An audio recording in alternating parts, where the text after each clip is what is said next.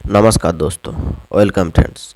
MT मेडिट्यूब में एक बार फिर आपका स्वागत है। आज जानेंगे श्वास से जुड़ी हुई, श्वास नाली से जुड़ी हुई बहुत सारे प्रॉब्लम को ठीक करने वाला एक मेडिसिन के बारे में, जो कि एक लाइफ सेवर ड्रग्स भी माना जाता है। बहुत ही अच्छा काम करता है। क्या मेडिसिन है वो कैसे काम करता है, कैसे उसके डोज होना चाहिए, किन किन पेशेंट को लेना चाहिए, किन किन पेशेंट को नहीं लेना चाहिए, साइड इफ़ेक्ट क्या हो सकता है, और सबसे लास्ट में गुरुत्वपूर्ण बात जानेंगे, ये प्रेगनेंसी में दिया जा सकता है कि नहीं दिया जा सकता है। आज पूरी डिटेल्स जानेंगे। पूरी वीडियो देखिए, पूरी जानकारी लीजिए, क्योंकि आधा अधूरा जानकारी जानलेवा भी हो सकता है। चलिए स्टार्ट करते हैं। Subscribe our channel MT Meditube, one step learn of advanced medical knowledge. आज बात करेंगे डेरीफाइलिन टैबलेट के बारे में, जो कि मार्केट में आपको 100 mg, 150 mg और 300 mg के स्ट्रेंथ में मिल जाएगा, और इंजेक्शन और टैबलेट दोनों फॉर्म में ही मिल जाएगा। आज बात करेंगे 150 टैबलेट के बारे में, डेरीफाइलिन जो 150 mg है उसके बारे में। डेरीफाइलिन 150 mg के अंदर इथोफाइलिन 115 mg और थियोफाइलिन 35 mg के स्ट्रेंथ में आपको मिल जाएगा मार्केट में। ये Judas health care pharmaceutical company ने लाया है। इसके प्राइस आपको ब्रांड टू ब्रांड और टाइम के साथ साथ बढ़ भी सकता है। ये 100 का 3 रुपया के बीच में आपका हर टैबलेट बहुत ही आसानी से डॉक्टर के प्रिस्क्रिप्शन के साथ हर मेडिकल स्टोर में मिल जाएगा। आगे बढ़ते हुए आज इसके कुछ पॉपुलर ब्रांड नेम जान लेंगे। इसके कुछ पॉपुलर ब्रांड नेम है, जैसे कि डेरीफाइलिन, डेरीसिप, इथोफाइलिन, ईटीओ, एस्थाफिन, बहुत सारा ऐसे पॉपुलर ब्रांड मिल जाएगा। एक से दूसरे ब्रांड में सब्सटीट्यूट किया जा सकता है, जिसका कॉम्पोजिशन ही इथोफाइलिन और थियोफाइलिन की होने से ही होगा। अब जानेंगे ये क्या मेडिसिन है।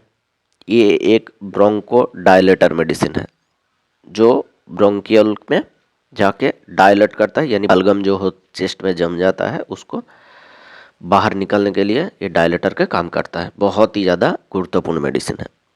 आगे बढ़ते हुए ये डॉक्टर के प्रिस्क्रिप्शन के साथ क्या क्या यूज हो सकता है। डॉक्टर इसको प्रिस्क्राइब करता है ब्रीथिंग रिलेटेड बहुत सारे प्रॉब्लम को ठीक करने के लिए, जैसे कि अस्थमा से आपको ब्रीथिंग रिलेटेड प्रॉब्लम हो सकता है। जैसे कि अस्थमा की पेशेंट को सांस लेने के लिए कठिनाई होती है, चेस्ट में बलगम जम जाता है, श्वास नाली में बलगम जम जाता है, ये सांस नहीं ले पाते, बहुत ज़्यादा खांसी आते हैं, बहुत प्रॉब्लम होता है। इसको ठीक करने के लिए डॉक्टर द्वारा यूज लिया जाता है COPD, जिसके फुल फॉर्म है chronic obstruction of pulmonary disease, जिसको ठीक करने के लिए बहुत ही ज़्यादा यूज लिया जाता है। इस प्रॉब्लम में सांस नहीं ले पाते, खांसी आता है, चेस्ट में टाइटनेस जैसा लग सकता है, ये बहुत ही ज़्यादा यूज लिया जाता है।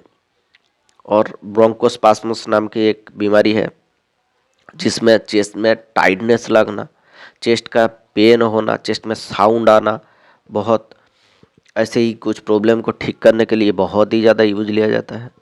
लंग्स इन्फेक्शन में एक प्रॉब्लम होता है, जिसके SOB यानी शॉर्टनेस ऑफ ब्रेथ होता है, श्वास नहीं ले पाता है, ऑक्सीजन के सपोर्टिव में लगता है। इस प्रॉब्लम में ये डेरीफाइलिन टैबलेट और इंजेक्शन फॉर्म दोनों में ही दिया जाता है। ये हॉस्पिटल यूज के लिए है। और लॉन्ग टाइम जिसको खांसी चल रहा हो, खांसी ठीक नहीं हो रहा हो, श्वास लेने के कठिन नहीं हो रहा हो, और चेस्ट में से बलगम बाहर नहीं आ रहा हो, उस प्रॉब्लम को ठीक करने के लिए ये बहुत ही ज़्यादा यूज लिया जाता है। ये बलगम को बाहर निकलता है चेस्ट से, ये बहुत ही ज़्यादा मदद करता है खांसी को ठीक करने के लिए। दूसरे मेडिसिन के साथ ये सपोर्टिव मेडिसिन के लिए लिया जाता है। ऐसे ही ये लाइफ सेवर ड्रग्स माना गया है इसको। ये बहुत ज़्यादा लाइफ सेव करता है, बहुत ज़्यादा प्रॉब्लम को भी सॉल्व करता है। आगे बढ़ते हुए इसके डोज और ड्यूरेशन की बात किया जाए। डोज डॉक्टर पेशेंट के नीड के अकॉर्डिंग और एज देख के निर्धारण करता है। फिर भी जो नॉर्मल रिकमेंडेड डोज है वो आप 2 बार करके सुबह शाम दिया जाता है डॉक्टर द्वारा। खाने से पहले भी ले सकते हो, खाने के बाद भी ले सकते हो। जिन मरीजों का प्रॉब्लम ज़्यादा ज़रूरत हो, जिनमें डॉक्टर उनके 3 बार भी दे देते हैं, प्रेस्क्राइब करते हैं 3 बार, जिसमें बहुत ही ज़्यादा आराम मिल जाता है। इसको बहुत सारा केस में लॉन्ग टाइम तक चलाया जाता है और बहुत सारा केस में ये लाइफ टाइम भी चलता है। ये डॉक्टर के एक्सपीरियंस के और रोगी का सीवियरिटी में निर्भर करता है। ये बहुत कितना दिन तक चलेगा, कितना दिन तक नहीं चलेगा। डॉक्टर जिसको लॉन्ग टाइम तक दिया है उतने लॉन्ग टाइम ही ले, बीच में ना छोड़िए। बीच में आप छोड़ देने से जो प्रॉब्लम ठीक हुआ है वो दूसरे बार भी आ सकता है। इसके कुछ सावधानियां हैं। जिसको हार्ट में इन्फेक्शन है, जिसके लीवर में इन्फेक्शन है, किडनी में इन्फेक्शन है, वो डॉक्टर को ज़रूर बताइए। जो उनके एक्सपीरियंस के अकॉर्डिंग ये मेडिसिन ना दे के दूसरे कोई मेडिसिन भी प्रिस्क्राइब कर सकते हैं। वैसे तो प्रेग्नेंट और ब्रेस्ट फीडिंग मदर में ये सेफ माना गया है, लेकिन लेने से पहले डॉक्टर की सलाह ज़रूर लें। वो नीड के अकॉर्डिंग ही प्रिस्क्राइब करते हैं। खुद से ये मेडिसिन ना लीजिए, ये शेड्यूल एज ग्रुप के दवा है, ये खुद से ना लीजिए। आगे बढ़ते हुए इसके कुछ साइड इफ़ेक्ट जान लेते हैं। वैसे तो ये सेफ मेडिसिन माना गया है, फिर भी इसके कुछ साइड इफ़ेक्ट देखा गया है, जैसे कि हार्ट बीट का फास्ट होना, इरेगुलर हार्ट बीट होना, पैल्पिटेशन जैसी प्रॉब्लम होना, एलर्जी भी रह सकता है, स्किन में रैशेस रह सकता है, नोजिया वोमिटिंग की शिकायत रह सकता है, स्टोमक में भी अपसेट रह सकता है।